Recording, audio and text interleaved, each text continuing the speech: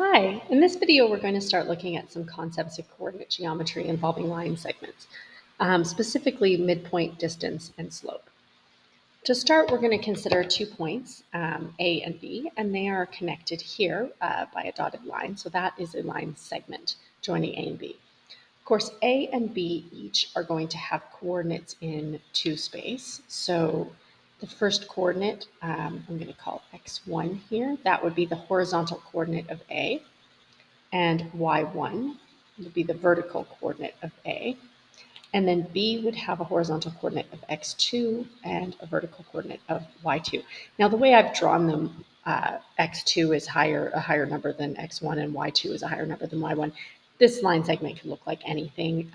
X and y can be positive or negative, so maybe B is actually to the left of A or below A, but the principles are about to be the same. And something that's going to be really critical for a number of these concepts is just dividing up so there's a direct distance between A and B. But this can also be broken up into a horizontal distance and a vertical distance. So that distance, that diagonal distance, has a horizontal component, which we are going to call delta x. Delta is a symbol used to represent change, so this is the change in x. And it has a vertical component, which we are going to call delta y. Delta meaning change, of course, y being the vertical coordinate. So if we can consider the change in x and the change in y, we know the horizontal distance, we know the vertical distance. That can be really helpful in a lot of ways. So let's consider, for example, 2 specific points. So we have the point -3, 5, and we have the point 10, -8. Sometimes it can be helpful just visually to get a sense of where these 2 points are relative to each other. I don't need a particularly detailed diagram, but -3, 5 is going to be somewhere in this upper left-hand quadrant, which is quadrant 2 of the coordinate plane. So the quadrants are 1, 2, 3, and 4, numbered counterclockwise like this. And then 10, -8 is going to be way down here in the 4th quadrant. So these 2 lines, or these 2 points, can be joined by a line segment that actually slopes down as you head to the right. And we do have a horizontal and vertical component to this distance. So if I want to know the actual distance between these 2 points, then I can break this distance up into the horizontal and vertical components and use the Pythagorean theorem to figure out the overall distance. So delta x, and I actually don't even really care about whether delta x is positive or negative for this because I'm going to square them for the Pythagorean theorem, but I am going to be careful about whether delta x and delta y are positive or negative because that's going to be helpful later on. So delta x, in other words, to go from -3 to 10, what is the change? So to go from -3 to 10 is an increase of 13. You can look at it as subtraction. It's 10 minus -3, but I find for most people it's just, when we're dealing with small whole numbers like this, it's relatively intuitive just to say, oh, well, how did I get from -3 to 10? It went up 13. And for delta y, how did we go from 5 to -8? We went down 13. Again, you can look at this as subtraction, -8 minus 5, or you can simply look at it as, okay, well, what did it take to get from 5 to -8? You had to go down 13. Notice I started in this case with this first point. I'm going to call this point 1. I'm calling that my origin point to point 2. So I said, how did I get from -3 to 10? And if I started with that point for the x value, I have to start with that point for the y value. It would have been acceptable to say, well, how do I get from 10 to -3, which would be down 13? And how do I get from -8 to 5, which would be up 13? That's fine. It isn't going to change anything in the end as long as both signs are different. Here, it's not going to matter because the distance, well, that's the hypotenuse of this right triangle that's formed. So I have a delta x, I have a delta y as the legs of the triangle. And yes, one of them is negative, it doesn't really matter. And then I have the overall distance, which is the hypotenuse. So I'm going to say then, because of the Pythagorean theorem, that this distance squared equals delta x squared plus delta y squared. Now, I'm just going to use a d for the distance here. So delta x squared, well, 13 squared is 169. Delta y squared, -13 squared is also 169. Because I'm going to want a simplified exact radical, I'm actually not going to bother figuring out what those numbers are when I add them together. I'm just going to write it as 2 times 169. And the reason I'm doing that is I know 169 is a perfect square number. It's 13 times 13. That's where it came from in the first place. Oops, sorry. D is just the square root of this. That's not squared anymore. So that means that this is equivalent to 13 root 2. So that is the exact distance of that line segment. Now, the second part of this question is about midpoint. Midpoint, I'm also going to consider horizontal and vertical. So midpoint is the point that is exactly in the middle. So if I consider this is -3, 5, and this is 10, -8, the midpoint is right there in the middle. It's going to have some x value and it's going to have some y value.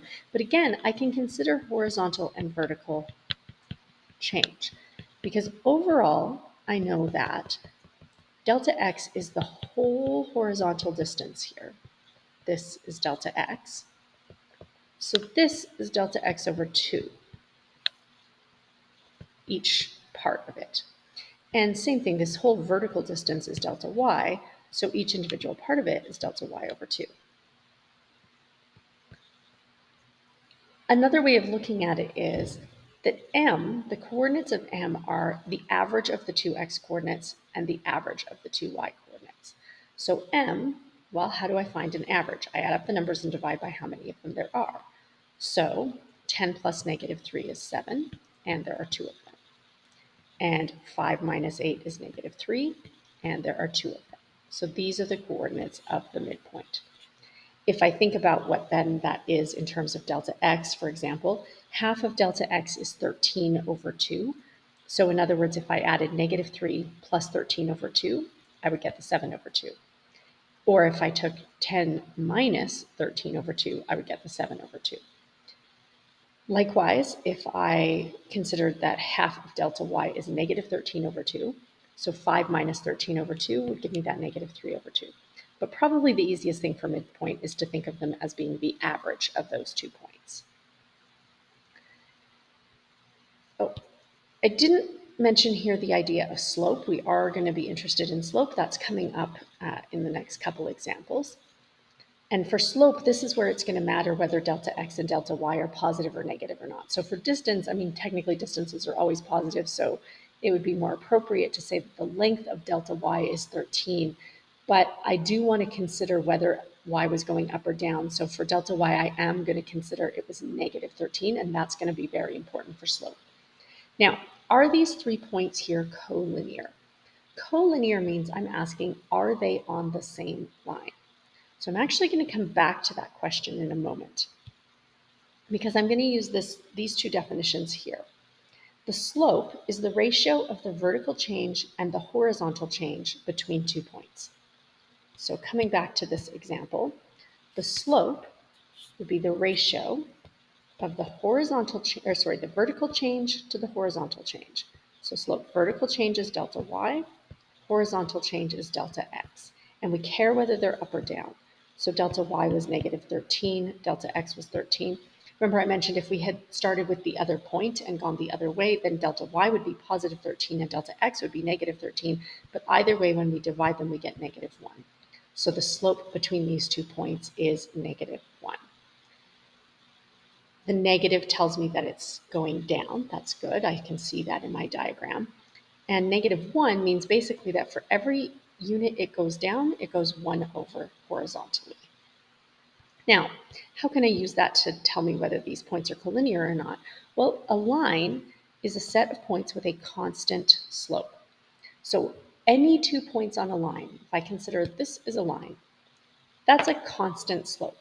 This has inconstant slope. The slope is the slope is changing regularly along this whole curve. But if I have a straight line, the slope is not changing at all. The slope is constant. So what that means is no matter which 2 points on the line I pick, I should get the same slope. So if I come back to this question, I have 3 points. I should be able to pick any pair of 2 points and then a different pair of 2 points and get the same slope if these are on the same line. So I'm going to name these points A, B, and C. And technically I only have to check 2 pairs, but there are 3 pairs. There's AB, there's BC, and there's AC. And I'm going to show you the slope of all of these, and we'll see whether they match or not. If I do the first two and they don't match, then I can say right away this is not a line. And if the first two do match, I can say right away that it is a line, but we're just going to practice taking slope here. So from A to B, delta y is the numerator here. So A to B is 3 to 5, delta y equals 2. And delta x, 1 to 5, is 4.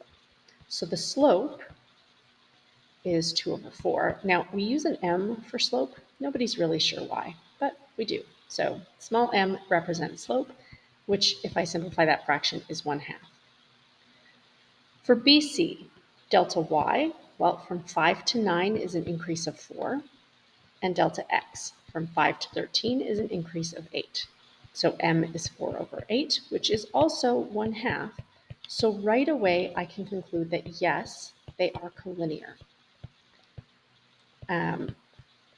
Because they both contain B, so B is sort of in the middle here. It's not exactly, actually, no, it's not exactly in the middle of A and C, but they both contain B, so that means, if I were to kind of sketch this, 1, 3, 5, 5, 13, 9, this slope is 1/2, this slope is 1/2, they connect at B, so that must just all be one straight line.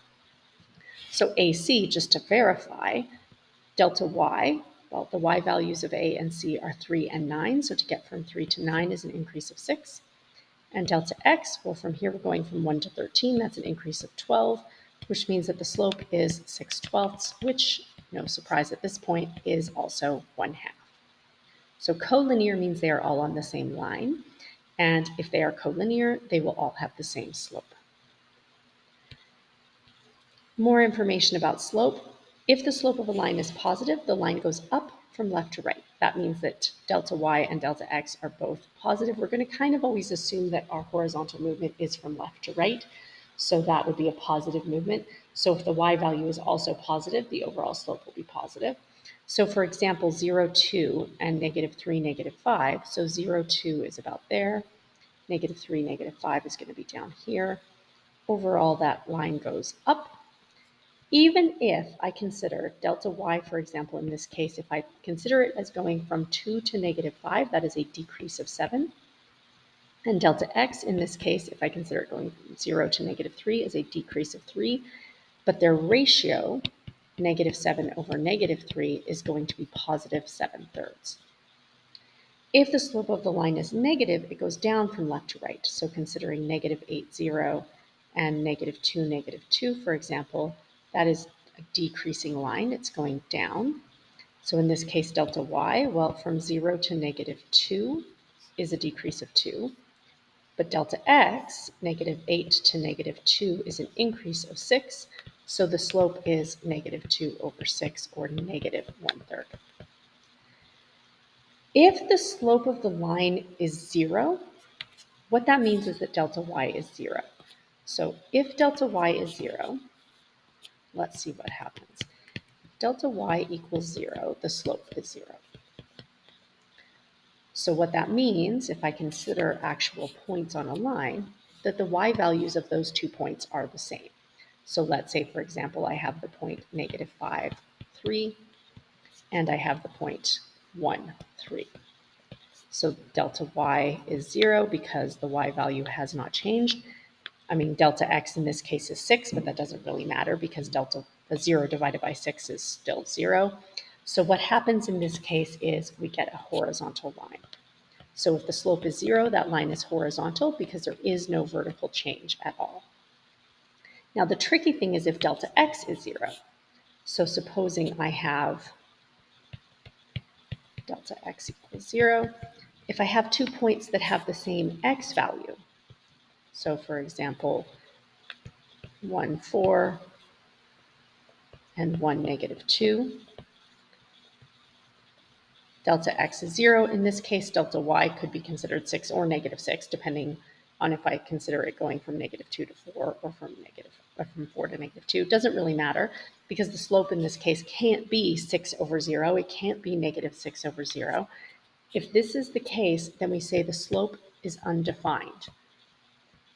So for an undefined slope, that is what we get when we have a vertical line.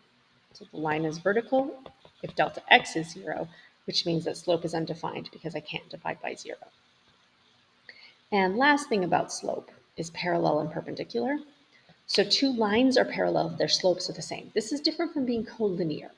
Collinear is about points on the same line. Parallel would be if I have two separate lines, but they still have the same slope.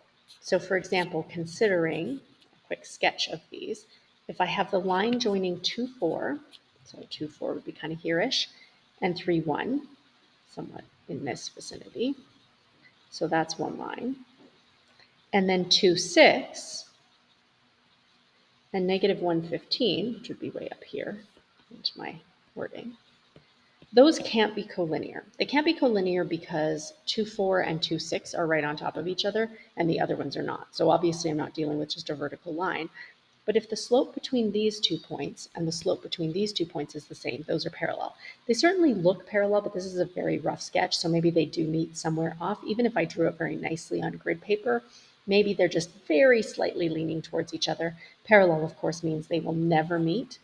Well, let's figure out. So in these first 2 points, delta y, 4 to 1 is a decrease of 3, and delta x, 2 to 3 is an increase of 1. So the slope is negative 3 over 1, which is just negative 3. I'm not surprised to see a negative slope because I can see in my diagram that these lines are decreasing, they're going down. In the second example, delta y, 6 to 15 is an increase of 9, and delta x, 2 to negative 1 is a decrease of 3. So the slope is 9 divided by negative 3, which is also negative 3. So those two lines have the same slope, and therefore they are parallel. Two lines are perpendicular if the product of their slopes is negative 1. So let's consider again the slope here. So delta y between these first 2 points, negative 2 to 1 is an increase of 3. Delta x, 5 to 1 is a decrease of 4, so negative 4. So the slope is now 3 over negative 4, which I'm actually just going to write as negative 3/4. You don't have to do that, but it does. It is kind of a convention. And then these next 2 points, 5, negative 2, notice is a shared point between them. So these can't be parallel because they do have a point in common. Delta y in this case, well, from negative 2 to 2 is an increase of 4. And delta x from 5 to 8 is an increase of 3. So the slope in this case is 3 over 4. Now notice, and it's not an accident, that one of these has to be positive and one of them has to be negative. Because if I consider, so 5, negative 2 is going to be here somewhere, 1, 1's kind of there. So this is the first line. And then 8, 2 is like over here somewhere. This is the second line. In order for them to be perpendicular, either one of them has to be vertical and the other has to be horizontal. Or if they're slanted somehow like this is, one of them is going to have to be going up, in other words, a positive slope, and one of them is to be going down, or a negative slope. And in fact, there's a bit of a reverse between the vertical change and the horizontal change, and that is necessary. So I said the product of their slopes would be negative 1. So negative 3 over 4 times, oops, I got this one wrong. It should be 4 over 3 times 4 over 3 is in fact negative 1. So these are perpendicular. There is a 90-degree angle between them. Another way of looking at it is that their slopes are negative reciprocals of each other. In other words, one is positive and one is negative, and then the fractions are the reciprocals. So that is another way that you can tell if they are perpendicular or not.